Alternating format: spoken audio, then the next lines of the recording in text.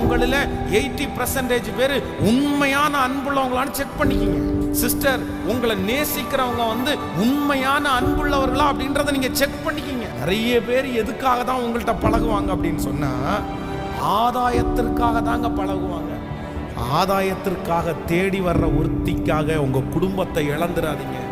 ஒருத்தனுக்காக உங்க குடும்பத்தை இழந்துடாதீங்க. உங்க பிள்ளையை இழந்துடாதீங்க. உங்க எதிர்காலத்தை இழந்துடாதீங்க. உங்கள்கிட்டேந்து வாங்க வேண்டியதை வாங்கிட்டா, உங்கள்கிட்ட ஒன்றும் இல்லைன்னு தெரிஞ்சதுக்கு அப்புறம் உங்களை தூக்கி போட்டுட்டு போயிட்டே இருப்பாங்க.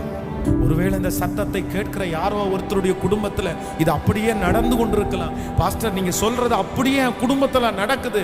என் கணவனார் அப்படியே திசை திருப்பி கொண்டு போறாங்க, என் மனைவியை திசை திருப்பி கொண்டு போறாங்க, என் பிள்ளைய திசை திருப்பி கொண்டு போறாங்க. ஓ ஹalleluya! கர்த்தரே உங்களுக்கு இரக்கம் பாராட்டுவார். வாலிப மகனுக்காக திறப்பில் நில்லுங்க.